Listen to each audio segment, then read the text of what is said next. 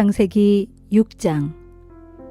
땅 위에 사람들이 불어나기 시작할 때에 그들에게서 딸들이 태어났다. 하나님의 아들들이 사람의 딸들을 보니 무척 아리따웠다. 그들은 저마다 자기 마음에 드는 여자들을 아내로 삼았다. 주께서 말씀하셨다. 사람은 죽어야 할 육체에 불과하므로 나의 영이 영원히 사람 속에 머물지는 않을 것이다. 그들의 날수는 120년이 될 것이다. 그 무렵은 물론 그 이후에도 얼마 동안 네피림이라는 거인 족속이 땅 위에 살았다.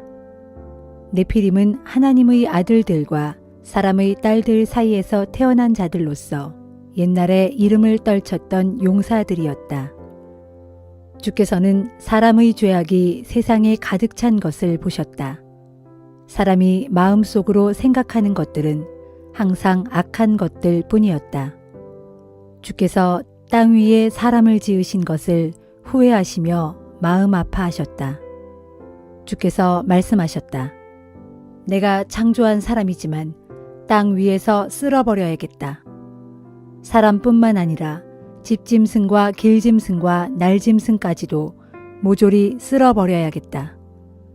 이것들을 만든 일이 후회스럽구나. 그러나 노아만은 주께 은혜를 입었다. 노아의 내력은 이러하다. 노아는 그 시대에 의롭고 흠이 없는 사람이었다. 그는 늘 하나님과 동행하는 삶을 살았다. 노아는 세 아들을 두었다. 셈과 함과 야벳이었다. 세상은 하나님께서 보시기에 온통 썩어 있었다. 무법천지였다. 하나님께서 세상을 보시니 너무나 부패되어 있었다. 육체를 지닌 모든 인간들이 땅 위에서 타락의 길을 걷고 있었다. 하나님께서 노아에게 말씀하셨다. 피와 살을 가진 모든 인간들을 내 앞에서 쓸어버려야겠다. 그들이 저지른 죄악이 세상에 가득 차 있기 때문이다. 내가 그들을 땅과 더불어 쓸어버릴 것이다. 너는 잣나무로 큰 배를 한 척 지어라. 배 안에 방을 여러 개 만들고 배 안팎에는 역청을 칠하여라. 너는 배의 길이를 300규빗, 너비를 50규빗, 높이를 30규빗 정도가 되게 하여라. 너는 지붕을 만들어 배를 덮고 지붕에서부터 1규빗 아래쪽에 창문을 내되 그 창문을 안쪽으로 여닫게 하여라. 배의 내부는 상, 중, 하 3층으로 만들어라. 내가 이 땅 위에 홍수가 나게 하리라. 그래서 하늘 아래에서 살아 숨쉬는 것들을 모두 쓸어버리겠다. 땅 위에 있는 모든 것들이 다 죽게 될 것이다. 그러나 내가 너와는 언약을 세우리라. 너는 네 아들들과 네 아내와 네 며느리들을 데리고 배 안으로 들어가라. 너는 살아 숨쉬는 짐승은 무엇이든 암수 한 쌍씩 배 안으로 데리고 들어가라. 너와 함께 그것들을 살아남게 하여라. 새도 그 종류대로, 집짐승도 그 종류대로, 땅 위에 기어다니는 길짐승도 그 종류대로 각각 한 쌍씩 네게로 올 것이다. 너는 그것들을 살아남게 하여라. 너는 짐승들의 먹이는 물론 너와 네 식구들의 먹을거리도 배 안에 저장하여라. 노아는 하나님께서 명하신 대로 모두 따랐다.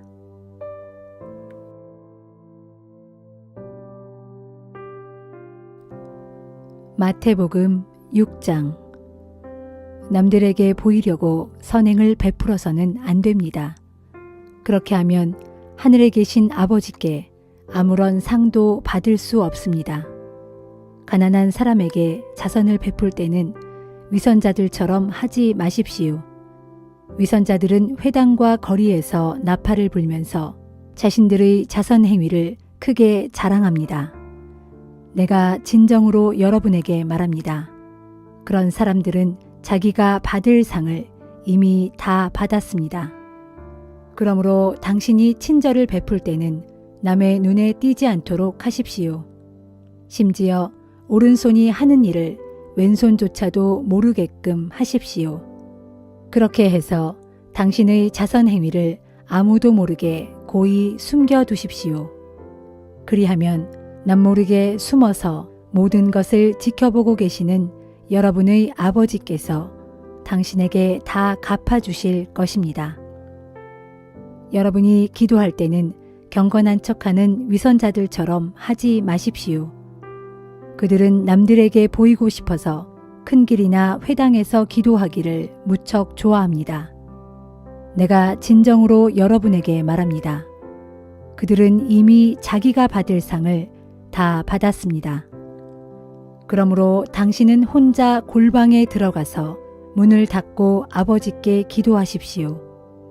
그리하면 숨어서 지켜보시는 당신의 아버지께서 다 들어주실 것입니다. 또 기도할 때는 이방 사람들처럼 빈말을 계속해서 되풀이하지 마십시오. 그들은 자꾸 되풀이해야만 기도의 응답을 받을 줄로 잘못 생각하고 있습니다. 여러분은 그들을 본받지 마십시오. 여러분의 하늘 아버지께서는 여러분이 구하기 전에 여러분에게 무엇이 필요한지 이미 다 알고 계십니다. 그러므로 여러분은 이렇게 기도하십시오. 하늘에 계신 우리 아버지, 아버지의 이름이 거룩히 여김을 받게 하시고 아버지의 나라가 임하게 하시며 아버지의 뜻이 하늘에서 이루어진 것 같이 땅에서도 이루어지게 하소서. 오늘 우리에게 꼭 필요한 날마다의 양식을 주시고 우리가 우리에게 죄 지은 자를 용서한 것처럼 우리의 죄 또한 용서하소서. 우리를 유혹에 빠지지 않게 하시고 모든 악에서 구원하소서. 나라와 권세와 영광이 영원토록 아버지의 것입니다. 아멘. 이처럼 여러분이 여러분에게 죄 지은 사람을 용서하면 하늘에 계신 여러분의 아버지께서도 여러분을 용서하실 것입니다. 그러나 여러분이 남을 용서해 주지 않으면 여러분의 하늘 아버지께서도 여러분을 용서해 주지 않으실 것입니다. 여러분이 금식할 때는 위선자들처럼 침통한 표정을 짓지 마십시오. 그런 사람들은 자신이 금식하고 있다는 것을 남에게 보이려고 불어 슬픈 표정을 짓고 다닙니다. 내가 진정으로 여러분에게 말합니다.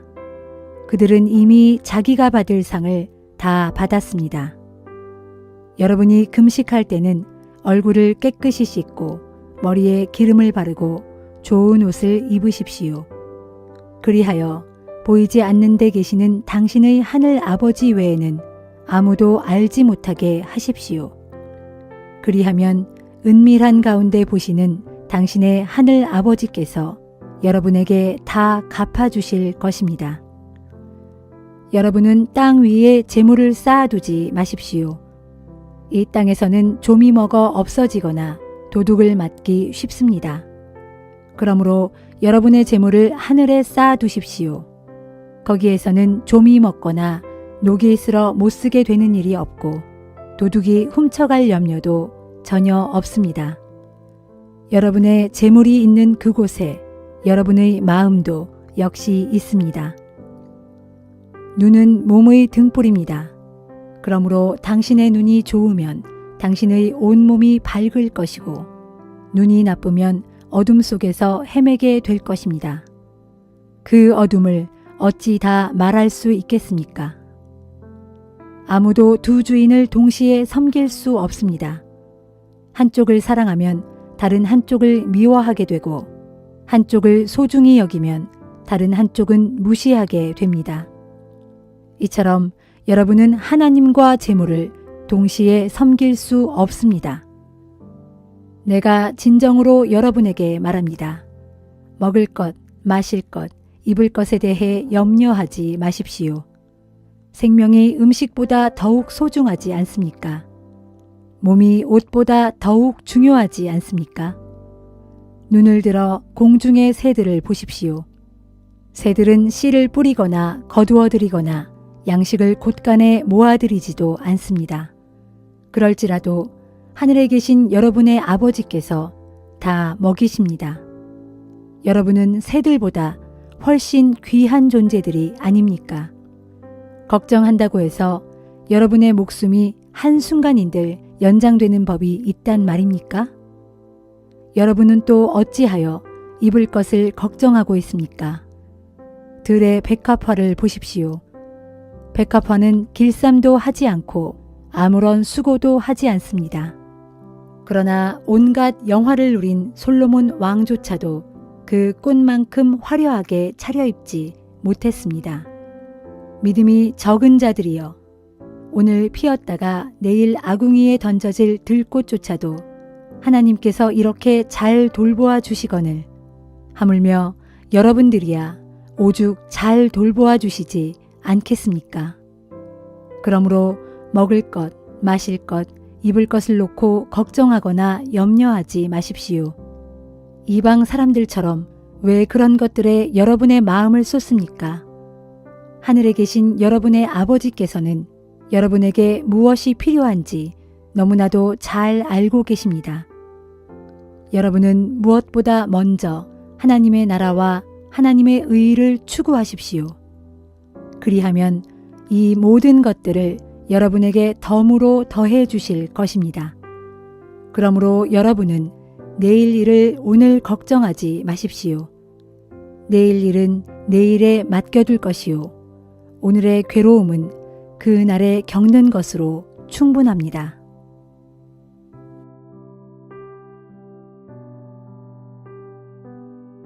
에스라 6장. 그래서 다리오 왕은 신하들에게 명령을 내려 옛 공문서들을 보관해 놓은 바벨론의 모든 서구들을 조사하도록 하였다.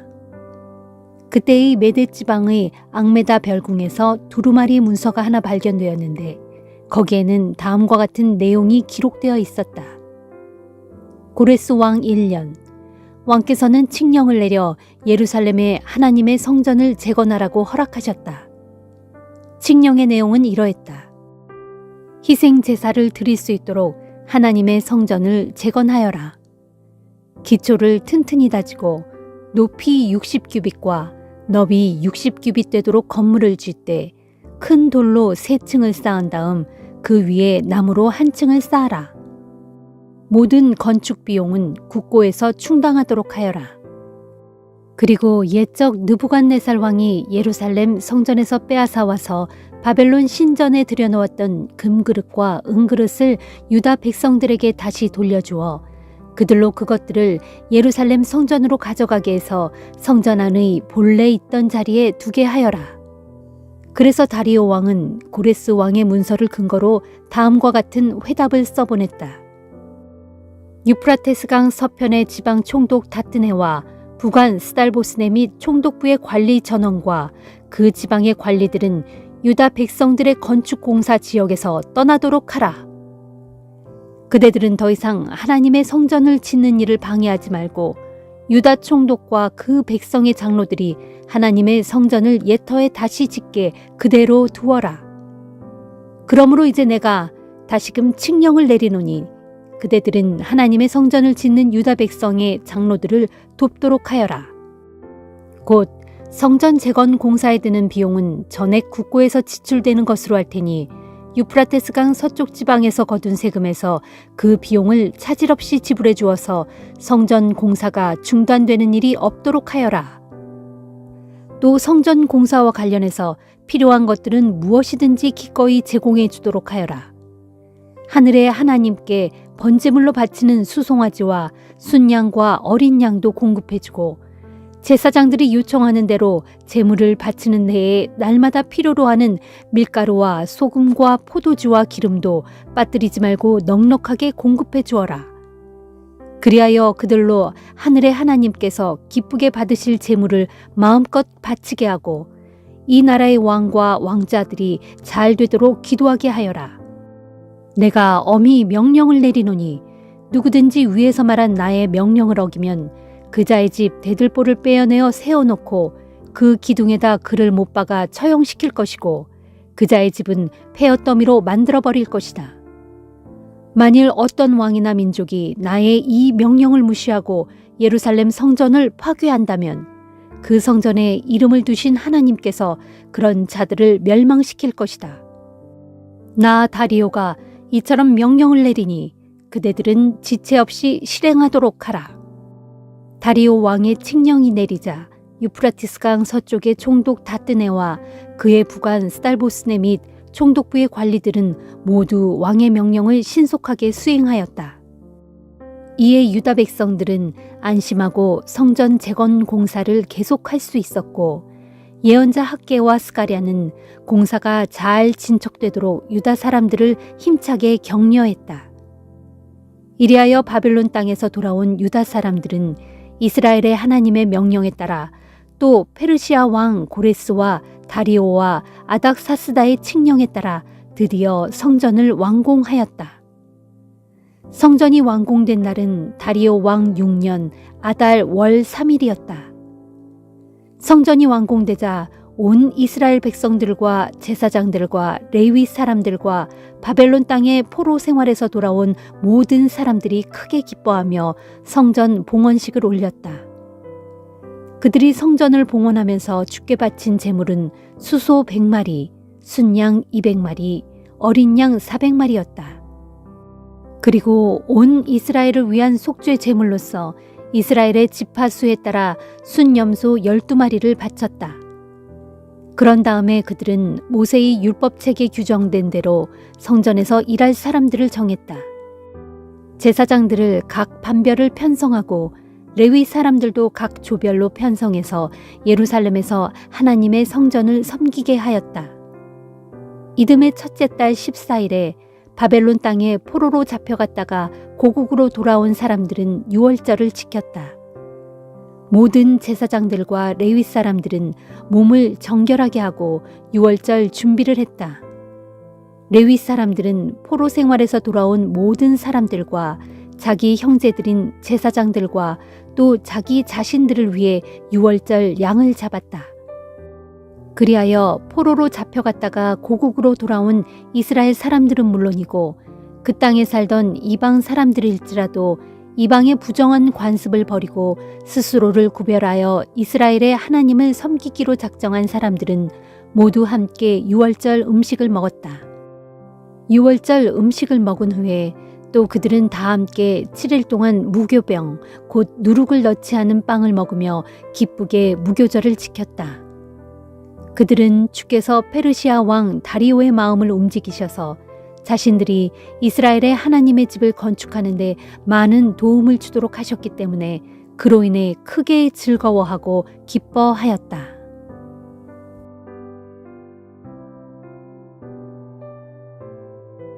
사도행전 6장. 이 무렵 제자들의 수가 나날이 늘어났다. 그러던 중 헬라어를 쓰는 유대인들이 히브리어를 쓰는 유대인들에게 불만을 갖게 되었다. 그것은 자기네 과부들이 날마다 식량을 배급받을 때 차별 대우를 받고 있다고 생각했기 때문이었다. 그래서 12사도는 제자들을 모두 불러 모아놓고 말했다. 우리가 식량을 분배하는 일에 매달리느냐 하나님의 말씀을 전하는 일을 등한시하는 것은 옳지 않습니다.